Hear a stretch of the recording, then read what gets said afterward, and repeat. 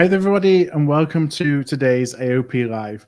My name is Philip Eidson, and I'm the founder and managing director here at Art of Procurement. And I'm joined through today's session to help me ask the questions and facilitate the conversation by my co-partner at Art of Procurement, Kelly Barner. Kelly, welcome to the webinar, and thanks for joining me. Absolutely, and thank you for joining everybody that's here with us live or watching again later on demand. Yeah, we have a really interesting conversation today. So just a little bit about logistics. If this is the first time that you've joined an AOP Live, it's really all about questions.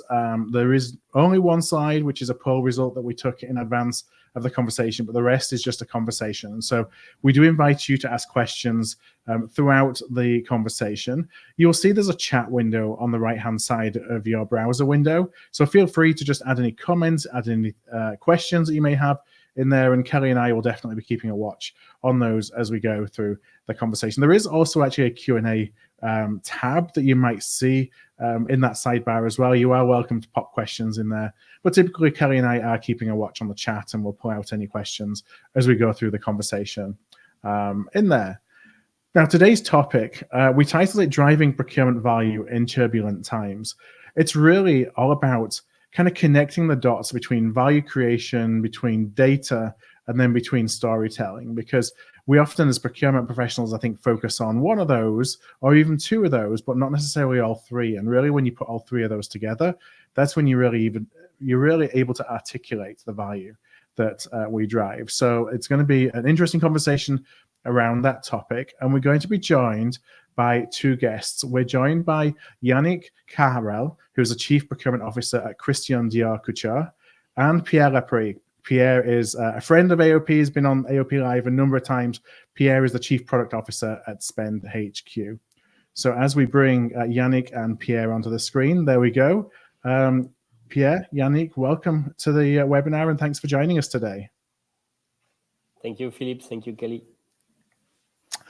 Now, I usually kick off with a question, at least to guests who haven't been on AOP Live before. So I'm going to ask this to you, Yannick, and it's really just to help give a little bit of context as to your background in procurement. But did you find procurement, or did procurement find you?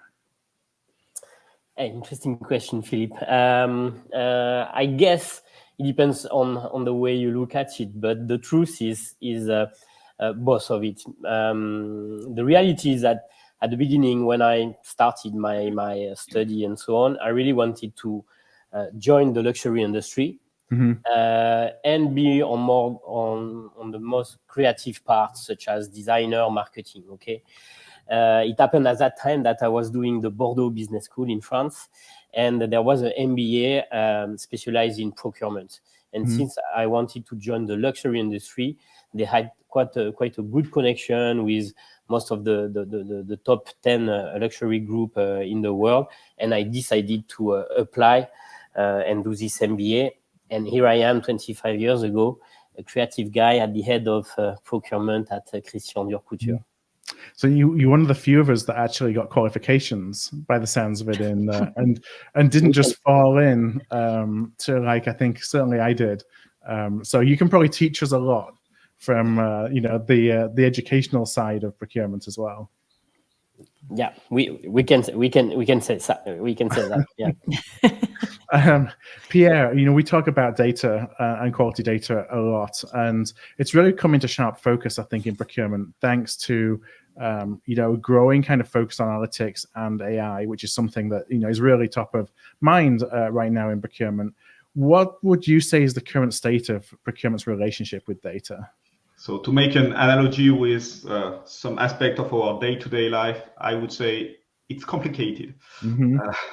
It's complicated simply because it's hard. We have a lot of different systems. We have ERP systems, we have P2P systems, and quality of the data is not always great because a lot of it comes from manual input. So we're day-to-day struggling with the quality and the level of details we have on invoices, for example, that may not be captured at the right level, and we have to deal with that. So it's hard, also because there's a lot of data. And so quality plus volume means that the problem is basically compounded. So you have a lot of problem and bigger problems. Where I'm being hopeful, to be honest, is that a few trends are emerging. The first one is the availability of proper and vetted third-party data that you can use to either clean or enrich your existing data. So that's a good thing. And as you mentioned, a lot of things have improved, or maybe not improved, but have been rolled out much more massively thanks to AI as a whole. I mean, natural language processing has been here for decades. It's just becoming better, easier. It came to maturity. So we've been using that for more than 10 years, but now we can go faster and on bigger volumes of data. So that also helps with this problem of quality of data, I guess. So very hopeful there because the progress is being very fast.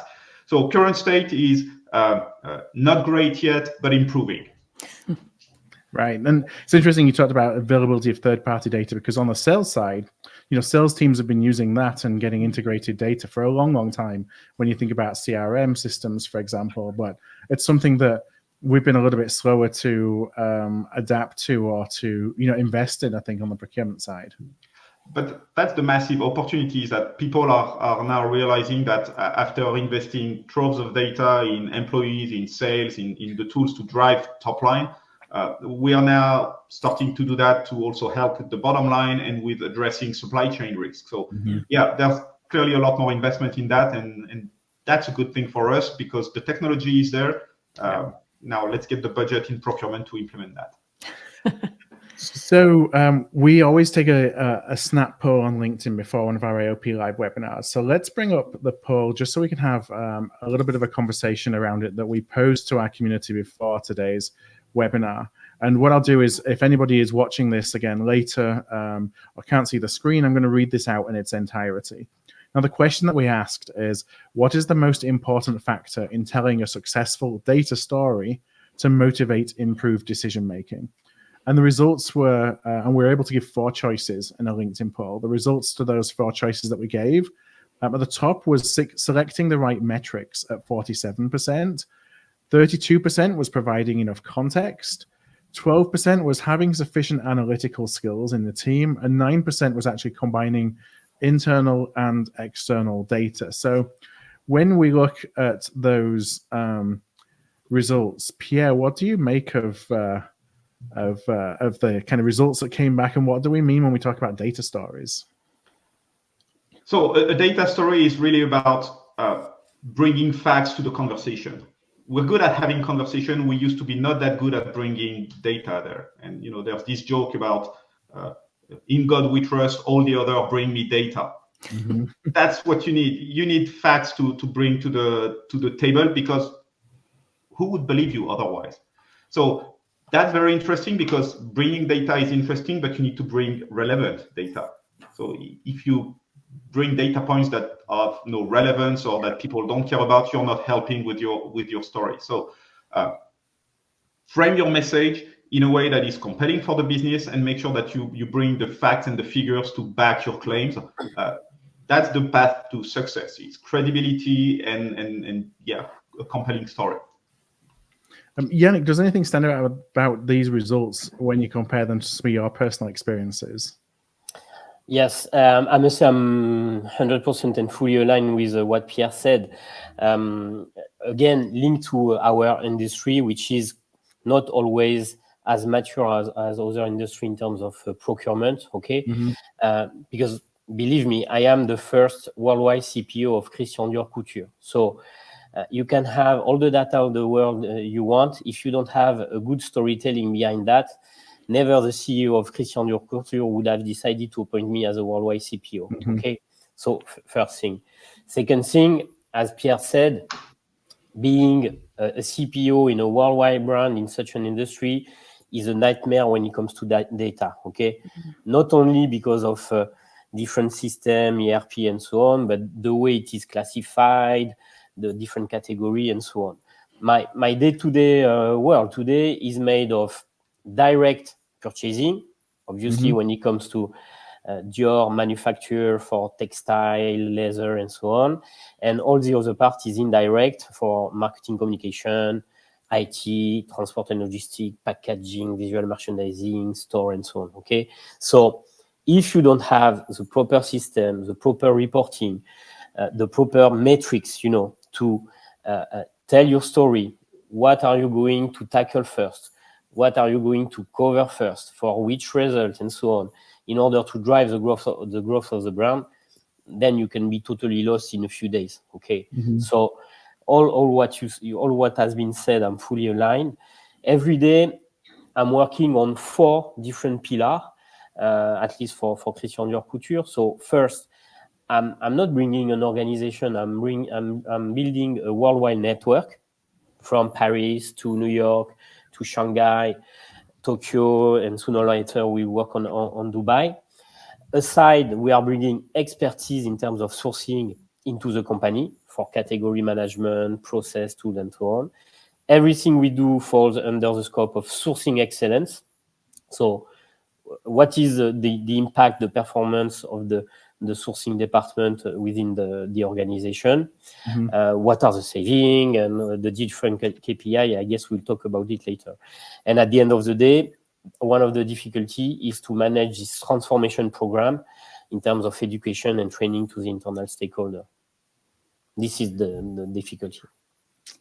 So we will jump into some of those as we go through the conversation as well, for sure. It's interesting you talked about, being able to use the right metrics, kind of aligning with what the results of this poll were. And I imagine that gets even harder the more data that you have access to. Pierre talked about the fact that the availability of data is exploding, so it becomes harder and harder to pick the right data to actually tell the stories that you want to tell, to influence the folks that you want to influence. Yes. And again, if I may add something, believe me or not, but most of the people when I joined the company ask me, okay, so Yannick, what are you going to do?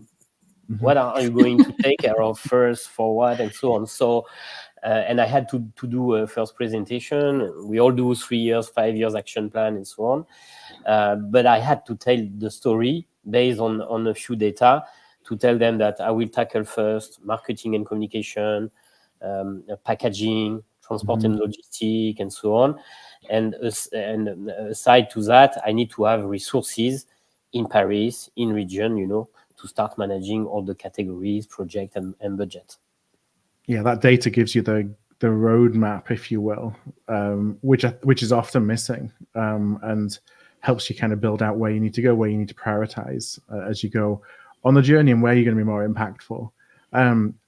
Kelly, anything to add from your terms in terms of the results, and also just on the notion of using the information to tell stories? I know that's something we do every day at Procurement with all the different content that we create.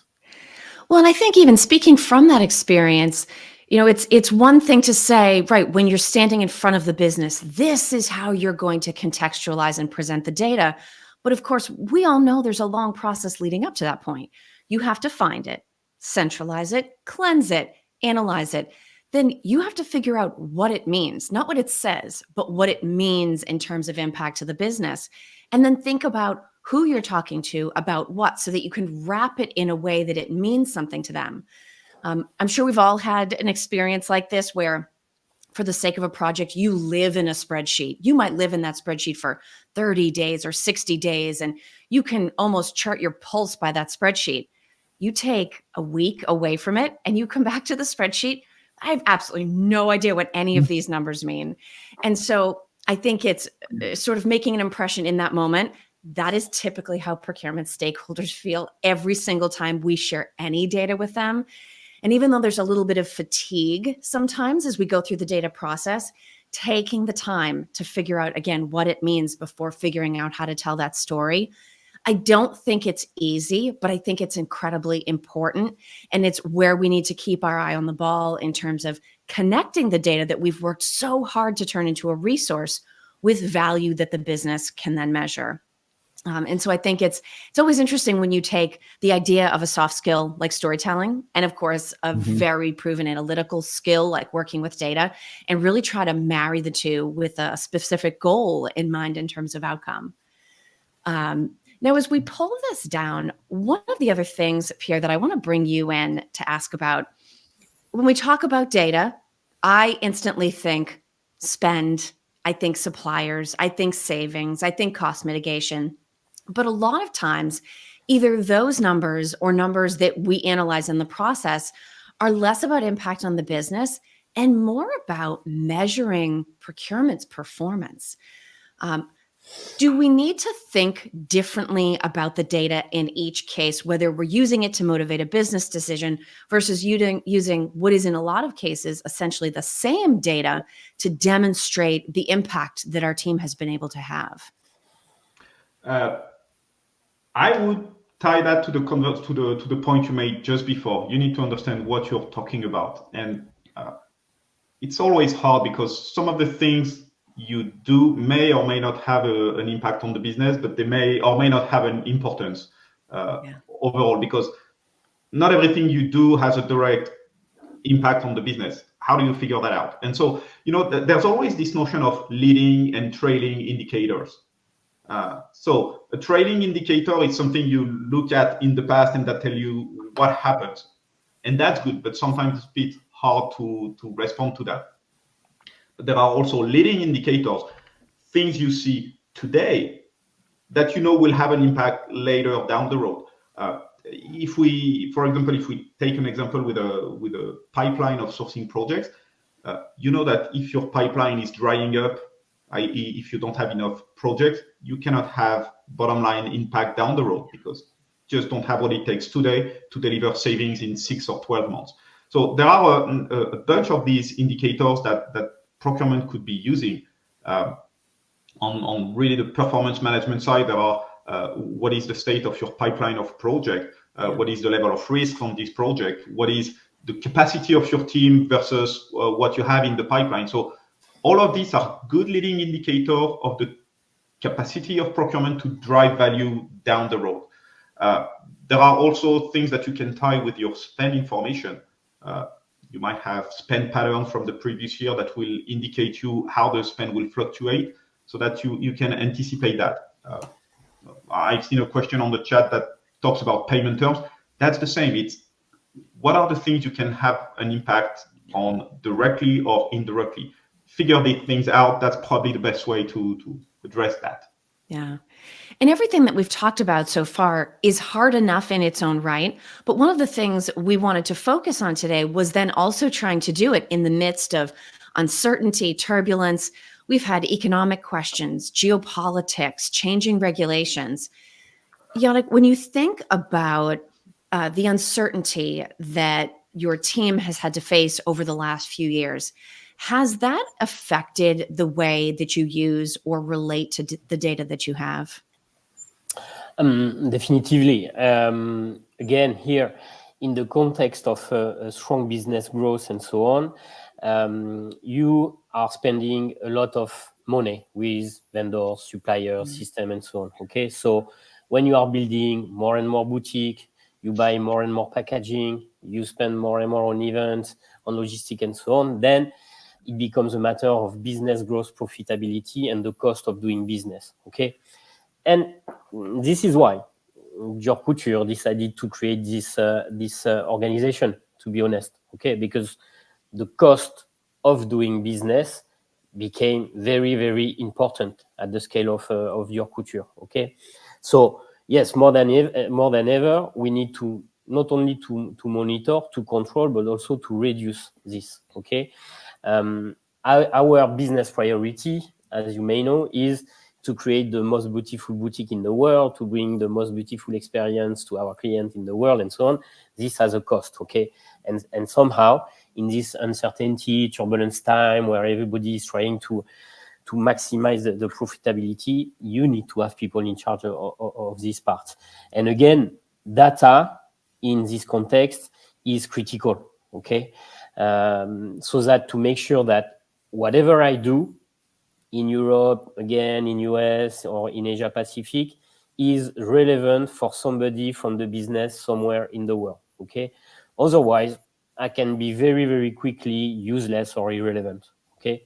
And I'm being very clear about that. And one of my goal, of course, is to serve the economic interest of Dior Couture while preserving the quality of all we do all around the world. Now, it's funny to think about you starting in your position and other people in the company saying to you, Yannick, what are you going to do? I mean, that is definitely a sign of an organization that is not used to having formal procurement. I think most procurement professionals and teams are, I always think of the image of the duck. We try to be a cool above the water, but below the water, oh my gosh, there is paddling and splashing.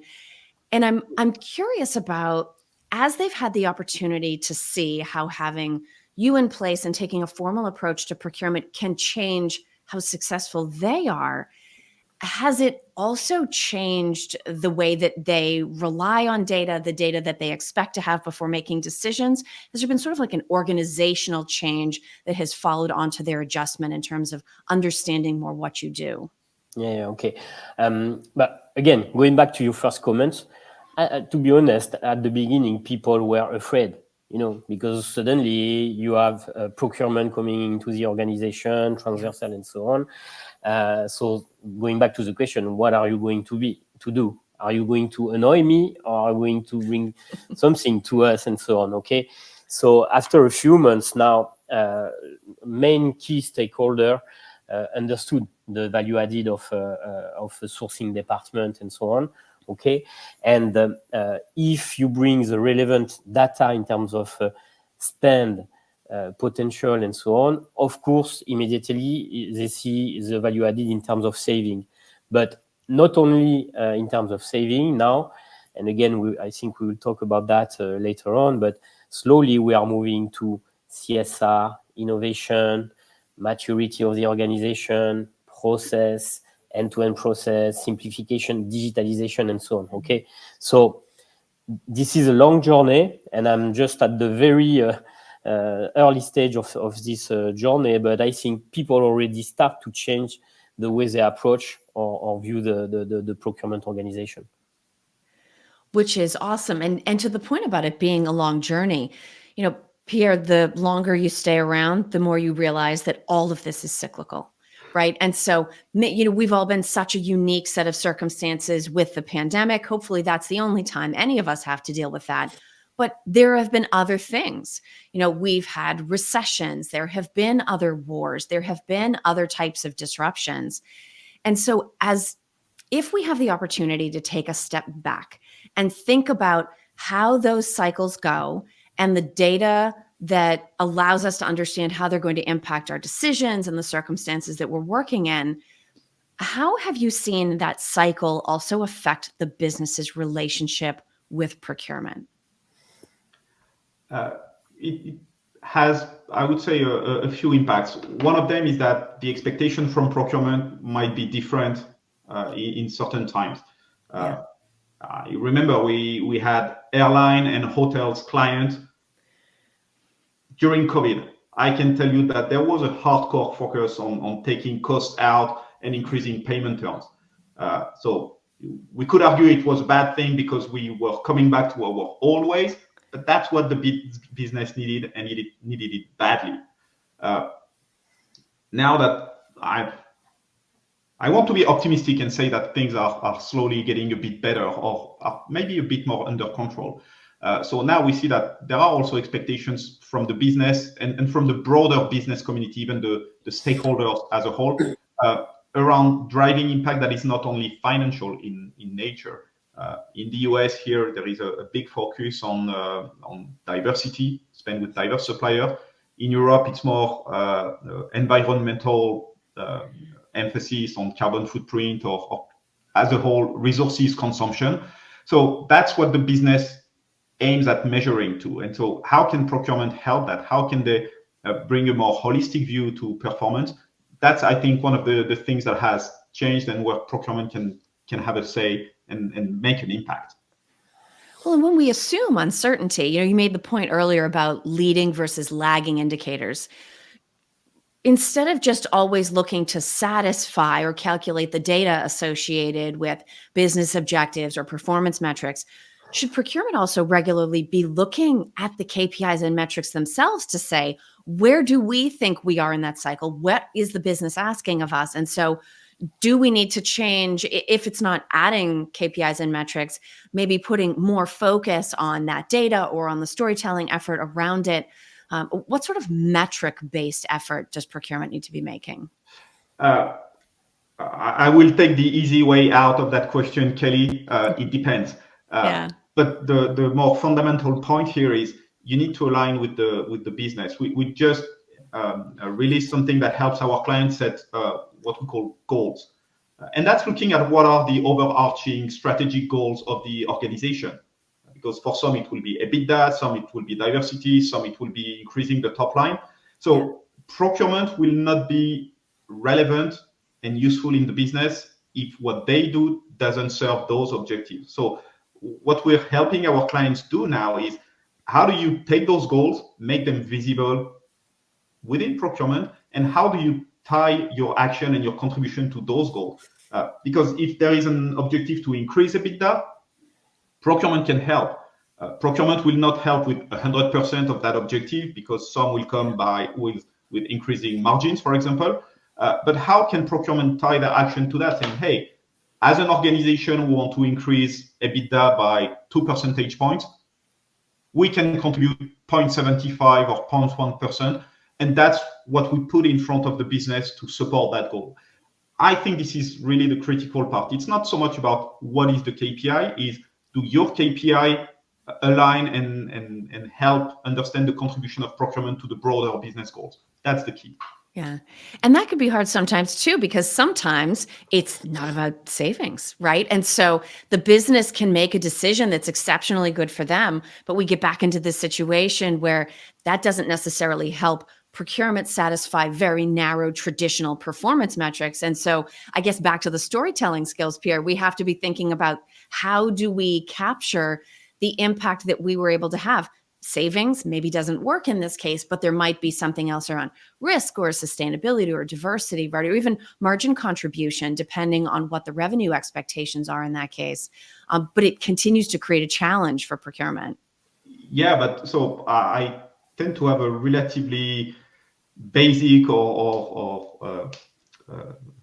basic view of the situation. If your goals, if you deliver something that is not good for the business, or if something is good for the business but not for you, there are two things.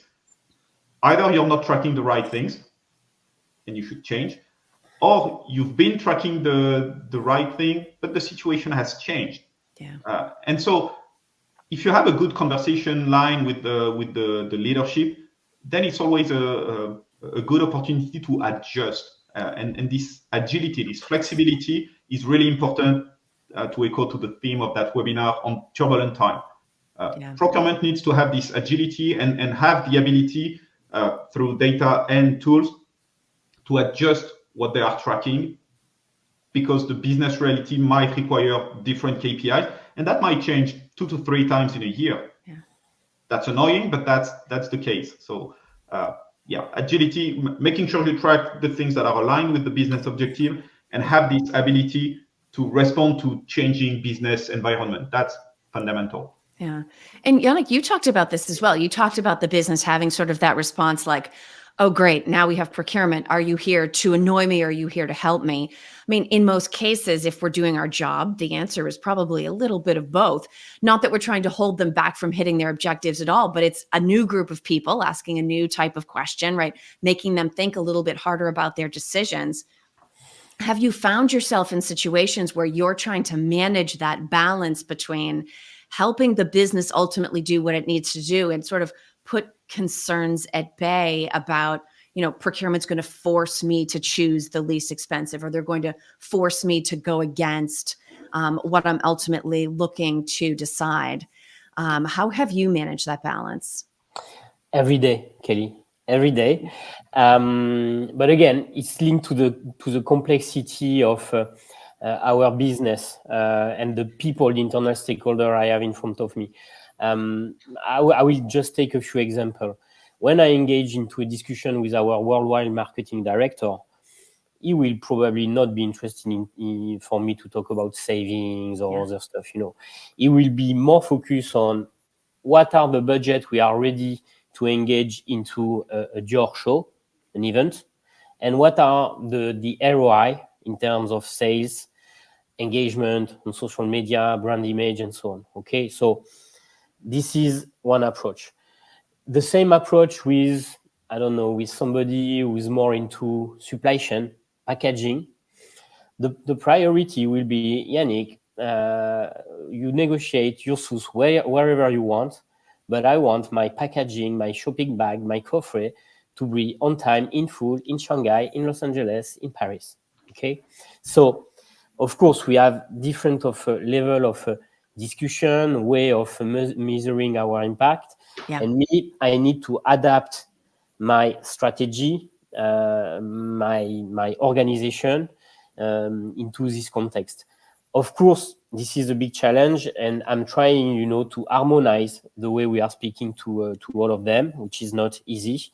But again, my strategy is a mix of return on investment, savings, on time in full delivery to our boutique, bringing wonderful experience. That's not easy, but this is one of the targets to harmonize this. But it's an important process of discovery, right? So, I mean, I think anybody in procurement that's had a conversation with marketing has seen and heard the head explode if you say the word savings. But as you've come into Dior Couture, you've had to have these different talking and listening sessions with all of the different functional groups to find out what is it that holds currency for them. What do they care less about? What do they care more about? I'm sure it took a while to figure out, even on an individual decision maker type of basis, what type of story do you need to tell? What data do you focus on? What's ultimately going to motivate the decisions? Has that been an interesting process as you sort of worked out the early stages of that puzzle? Yeah, no, it's in fact, people are ready to listen, and to be honest, are quite collaborative, especially in this turbulent time and uncertain time, and which makes my life easier, in bringing this organization into Dior Couture. But again, I have a different mix of people, different mix of priority, and as you said, and as Pierre said, as long as I am aligned with the top management of Dior Couture, as long as I am relevant to business priority, wherever they are, on the planet, the organization will be visible, will be valuable and recognized as such. Okay, but again, that's not an easy game, because you can be lost very quickly in such a worldwide organization. Yeah. Now, Phil, as we've been chatting about this, I know we've had a bunch of questions that have come in from the audience. Do you want to pause here and maybe bring some of those into the conversation? Yeah, I'm just looking through some of the questions, and really there's just there's one that's from Aaron that I want to just ask a little bit later, just because it ties in with kind of the second half of the conversation. But we've got questions from Dave and from Luca, who are essentially asking, I think, kind of the same thing. So Yannick, I'm going to pose this to you, and the question really is kind of paraphrased.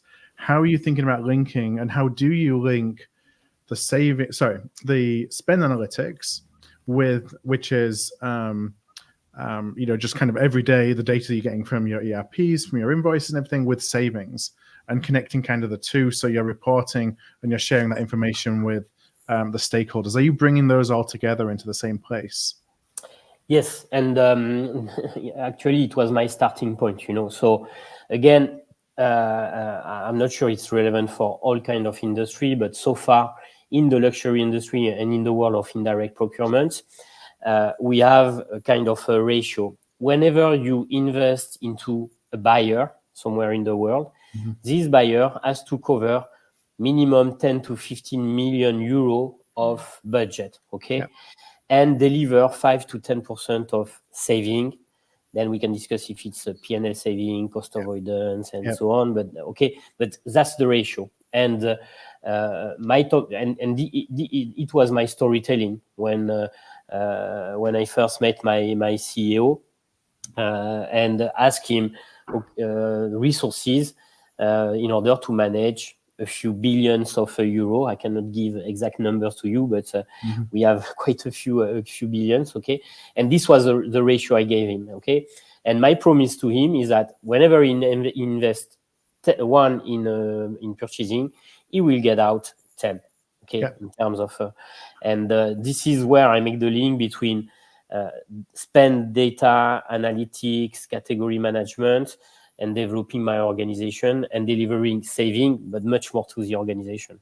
I don't know if I answered properly, but yeah, and actually I have a follow-up question on that. So as you're thinking about the ROI, then that kind of 10x ROI of every time you're bringing somebody into the team, does that take away from your ability to focus on non-savings related kind of value activities, or do you not feel that? Because that's one of the things I fear, is that we build the business case for investment in strategic procurement on cost savings, and therefore there's the expectation that that's all that we can deliver, and we kind of put in that box.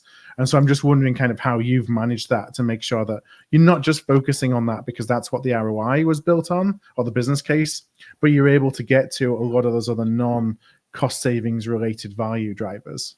Okay, no, it's an entry point, because you can tell the story you want. People will always see, I don't know until when, but will always see procurement as saving solution provider. Okay, so and the baseline has to be this entry point.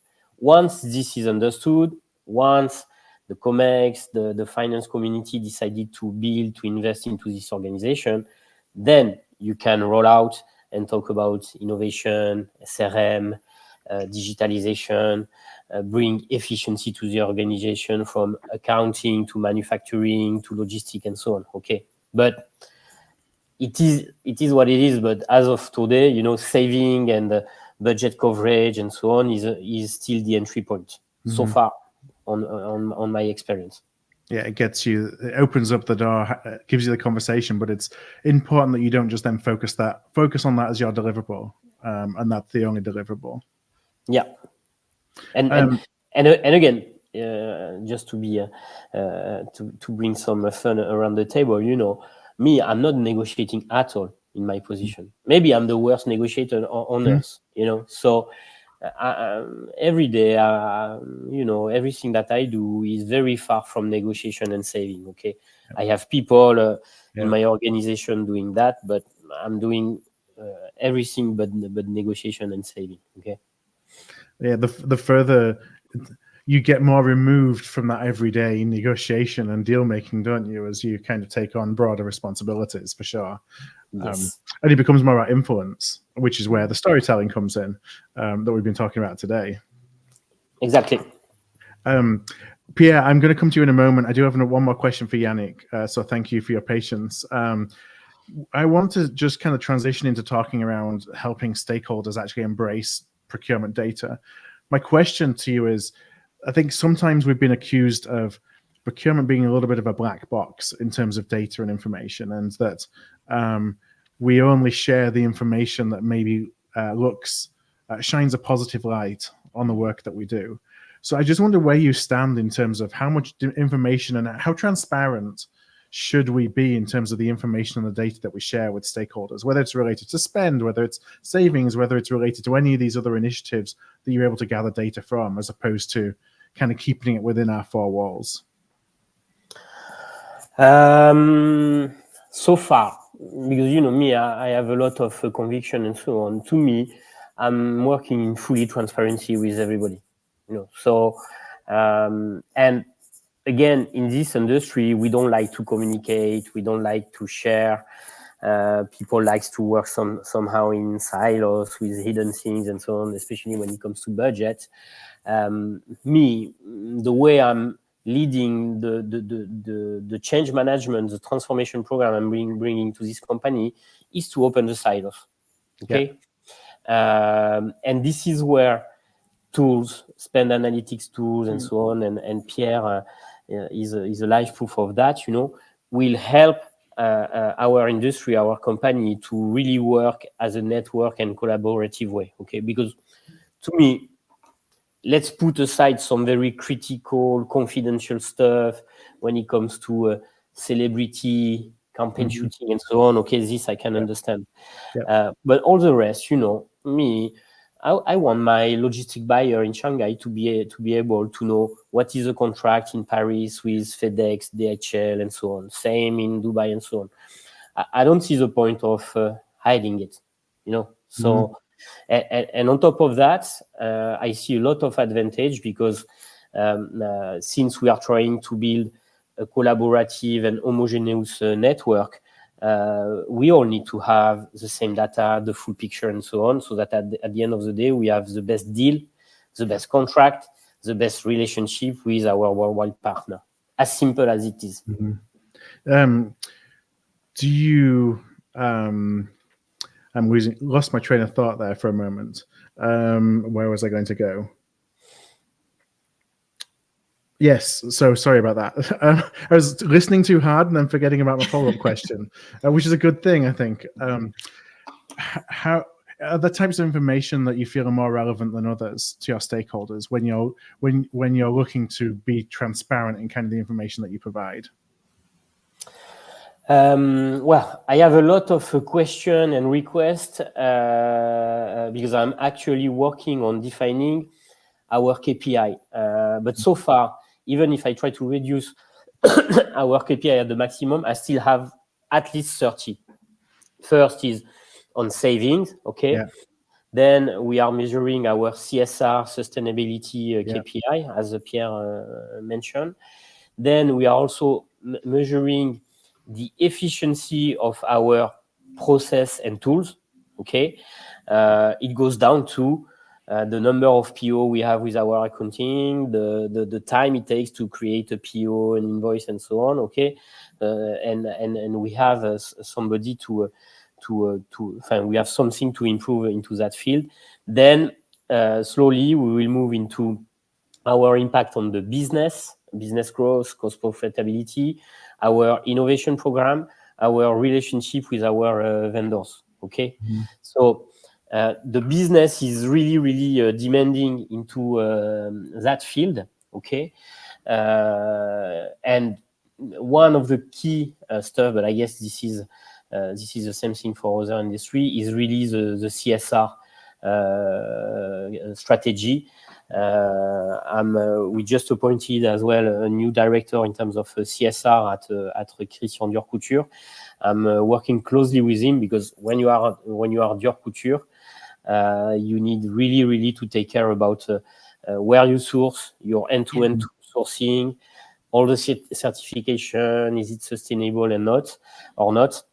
And this is one of my key topics for the next 20 years. Right. Yeah. Okay. So Pierre, thank you for your patience. And I actually want to bring it back. Before I ask some of the questions that I wanted to pose to you, I want to bring it back to the questions that we got from the audience where we talked about marrying together spend data and performance data, because that's really the heart of what you do. And it's the heart of what you've been doing for, at least the 10 years plus now that we've known each other. So any best practices or tips that you can share to our audience today on how you kind of marry those two together so you can tell a story with, ultimately the output of bringing those together? So that's a great question. Thank you. There are actually two steps, I would say. The first one is, how do you start from the spend data to identify opportunities and basically build your pipeline? And that's one of the questions we've had there.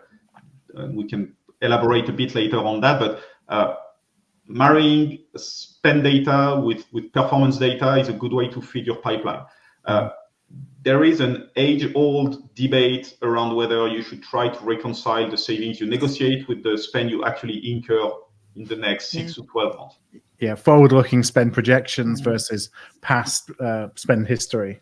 That's one, and this one is really hard because it's not only a procurement question; it's a pure business question. Mm-hmm. What is our sales forecast?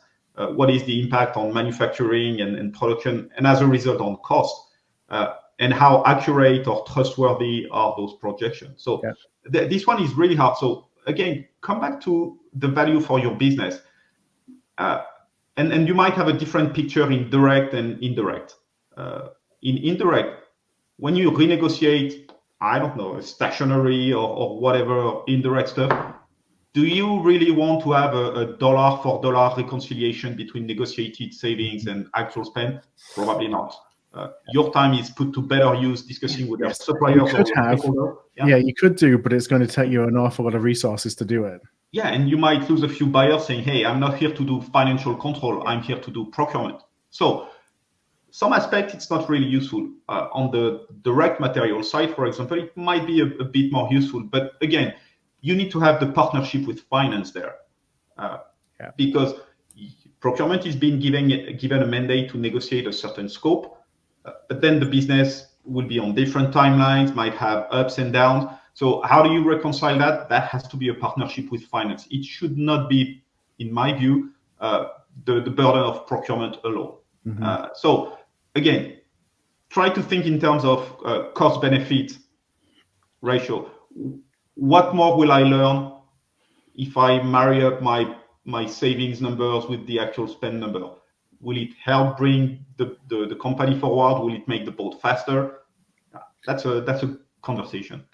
So Yannick, let me pose this in terms of kind of how you're thinking about this on a on a day-to-day basis within your business. So I absolutely agree with what Pierre said about it's really, really difficult and time-consuming to track 100% of savings, especially in indirect procurement, indirect services products. And I've had the joy of having to do that in past lives as well, and trying to track realized savings. And we've needed an army of people to try and do it. What it does bring is trust. So there's often a distrust with procurement math and the numbers that we report, especially when it's a little bit harder to track on the indirect services, indirect product side. When it's something that's not tied to a bill of material, for example. If we're not going to have kind of the full trust of finance to say these are 100% realized savings, how do you bridge that gap so that finance still has trust in the numbers that you're reporting? I have a simple answer to that. In fact, in Christian Dior Couture, we are using PPM. Okay, so same thing. I don't know in English, but people really trust what they see. Okay, and I must say that it's not because Pierre is there, but PPM allows me, to have an online platform where we report all the project, all the budget, all the saving with all the documentation and so on. Okay, so it allows me to make the link with finance, top management, and so on. So I'm not anymore doing 60 pages of presentation, PowerPoint presentation, and so on. The moment I go to New York, Shanghai, or Dubai, I just log into a PPM module so that we have a proper business review based on true project, true realization, whether it's identified, ongoing, completed, and so on. Okay, and this is where finance then it's their job to decide if this is a saving P&L that they want to keep on their P&L, or is it just a cost avoidance, a performance that will be released for the business to do more event, to do more packaging, more beautiful stuff, and so on. Okay, so where I am at my level of maturity of Dior Couture, this is how I make the link today. A PPM being procurement performance management. Sorry, yeah. No problem at all. And so, Pierre, when we talked to Yannick about being as transparent as possible, how do you manage, or have you got any advice for procurement leaders listening in if they actually face pushback on some of that data from the business when they're sharing it with the business? So again, everybody in that room probably has had at least one issue. So and that's clearly with SpendHQ and the procurement performance management module. That's what we help support because you hinted at that earlier about this black box effect. It's largely a self-inflicted wound, and very often one of the reasons for that is we're not sure ourselves of the value we bring. And when I was a practitioner, my litmus test was, can I look my CFO in the eye and tell my story about my saving? And if not, it's probably that the story was not strong enough. So, but when you think of that, it's just about having clear guidelines on what is value or not, because not all projects, not all value is created equal. There are things that we expect to hit the P&L and some not, and that's okay, but you need to be clear about that. So you need proper policies, and you need alignment with finance and the business. Do we agree on the way we bucket our performance? That's the key. And once you build that understanding and that book of rules, I would say, then you need to put the proper governance in place. Hey, the main problem I've seen discussing with finance on my savings in my life was because we did not agree on the baseline in the first place. Yeah. So whenever you have a project in your pipeline, put some governance with finance. Do we agree on the baseline? Do we agree on the type of benefits we expect? Do we agree on the ambition as a whole? Check. Then you can work, and then reporting the savings is just a consequence of that. That's easy. That's just a calculation of the baseline that you agreed at the beginning of a project. Well, instead of fighting on the savings, align up front with your business, create the conversation, have that conversation, because you might learn a few things or two besides fixing the baseline. So that's really what we stand for, is getting procurement to have this pipeline and to build the alignment and the governance throughout, so that it's not a question. The problem of trust immediately disappears. I remember in the early days, one of our clients said, we used to spend 3 hours per month with financial controllers to discuss savings. Because of the governance we put in place, we no longer do that, because the financial controller will report savings as they have reported without asking me. And so now we can use that time to discuss the topics that will actually add value. So basically, it's how do you cut the noise? How do you stop being a beans counter? Because you have rules in place, you have governance in place, you have transparency in place, so that you can discuss about the things that will actually make a difference for your business. So that would be the one advice: build alignment and put governance in place. And that's what Yannick did before with us, and he's doing again with us now. It's just this. We're on the same boat. Now, one of the questions that came in, I'm just kind of scrolling backwards through the chat here, was from Aaron earlier. And Yannick, it was a question posed to you. We're talking about stakeholder relationships and engagement and optimizing those. And Aaron's question was, if you could just share kind of the relationship that you have with our and Dior design teams, and how you've been able to optimize that using, some of the tools, some of the techniques that we've talked about today. Okay. That's not an easy relationship, to be honest, especially in this fashion industry, because, again, we have quite a centralized way of doing things. We have a studio de création based in Paris, and they are the one deciding for all the fashion show, all the design from the packaging, boutique, and so on. So the way I'm trying to engage with them is to bring a process of development, packaging, and procurement to them. We do not have this in Dior Couture, as I used to have in my other previous experience. I'm not here to challenge the creation, the innovation, and so on. I'm just here to somehow in this end-to-end process to have a proper brief, a proper specification, and somehow someday we will have a provider, a service, a supplier, manufacturing the goods, doing the event, and so on. Okay, so my priority is really to engage, to be upstream with them after the creative part and so on, to have a proper brief and the time to do my job, so that we can do properly our sourcing activities and deliver the goods, the event at the end of the day. Now we have just a few more minutes left to the top of the hour, and I do see a couple more questions that came in. Yannick, I'll ask this to you first, but Pierre, I think it's building off something that you said in the last point as well. How do you establish governance with finance around value that cannot be measured on the financial statements? That's from Jake, and that's a great question. Yannick, any thoughts on that? Okay. Well, it's very relevant because I'm in the middle of this discussion with them. So here there are a few stuff. So it's how we are integrated in the budget process of the company. Okay. So very often it's the budget is done between, let's say, July and October. Then you have a revised 1, revised 2. So how can I be part of this process at macro level? And then when it comes to operational project and so on, here it's a matter of having the right metrics, the right KPIs on a monthly basis, quarterly basis, so that they can track our performance here in terms of economics and savings. But the dashboard is not limited to that, as I mentioned earlier. We have a lot of KPI linked to our process efficiency of procurement to pay.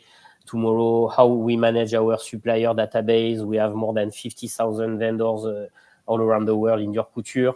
Probably this should be more like 10 to 15. So, but how do you go from 50,000 down to 10 to 15? Mm-hmm. So we have big program, supplier rationalization contract to deliver, and finance has to support it. So just to give you some highlights. So it's more around having a balanced scorecard. Savings is one of those areas that is that has governance with finance built around it. But as you're reporting to other executives around the business, you're looking at more of a balance. These are all the different initiatives and how we're reporting on it. Yes. Pierre, any thoughts or anything to add onto that from your perspective?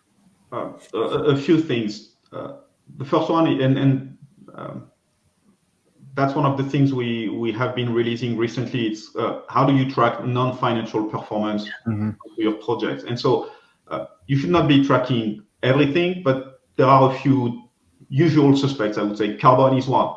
But we have clients who track their energy or water consumption or the amount of waste they produce. And so how can procurement showcase their contribution there? So now the ability to say, hey, on this project, we've contributed to reducing the cost by 10%, but we also selected a supplier that will actually help reduce the water consumption by 20%. So when you do that across a pipeline of many hundreds, if not many thousands of projects, you're starting to paint a picture that is a bit more holistic of your contribution. Hey, yes, we've delivered 100 million worth of savings, but we've also contributed to reducing the energy consumption by X% and the carbon footprint by Y%. That's a bit more interesting. And so that's the first part, is define the non-financial metrics that are good and track them together with your project. But coming back to the initial question on the state of data, it's really hard. Yeah. Getting data, understanding the data, figuring out the scope, that's really hard. I will tell you one secret. This will be wrong 100% of the time. So align with finance and make sure that you look at the problem with the same pair of eyes and agree to disagree and accept the fact that data will not be completely accurate or granular enough. But if you build a common understanding on how to look at the problem, that's okay. And then you can put yourself on a continuous improvement loop. Yeah. Hey, it's very coarse, fine. Let's make sure that we see where the biggest pocket of value is, and then we'll iterate on that. But prove the basic value, that will not be perfect, that's fine. Yeah, and the procurement value proposition and the perception of procurement is driven not just by the data. The data is helping us tell the story. Having as good and as accurate data as possible helps build trust in the story that you're trying to tell. But I always have taken the perspective in my career that if you can meet all of your savings goals, and this is just through experience of seeing this happen time and time again, you can hit all of your savings goals, and the business has a bad perception of procurement. You can miss your savings goals, but actually help the business align with its true objectives and actually have a really strong perception of what procurement is and the value that procurement drives. That's not to say, okay, it's time to just rip up all those savings targets and don't worry about them. But it is to say that at the end of the day, it's connected with something we said right at the very beginning, is around alignment, and that the savings piece and the reporting around that is just one part of that puzzle. Yeah. And when you are, what I think is really key is you need to build that alignment, because when we are in turbulent times like today, being in lockstep with your business, you can weather any storm when you are aligned. So, yeah. And as Yannick said, there's a greater pull for collaboration from the business in these turbulent times. So then it's around how do we show up and support that. No, and again, I used to say that nobody will come to congratulate me because we deliver a 10 million euro, 50 million euro saving action plan. Yeah. Everybody will be coming or will be blaming me if we fail to deliver a quality of the show. We don't have our packaging in boutique to sell our product and so on. Okay, so And here it goes to business continuity plan, supplier relationship management, securing our source, all of this, you know. Yeah. Well, it's time to wrap up. So first of all, everybody who has watched us today has shared some comments, some questions. We want to thank you, of course, for participating in the AOP Live.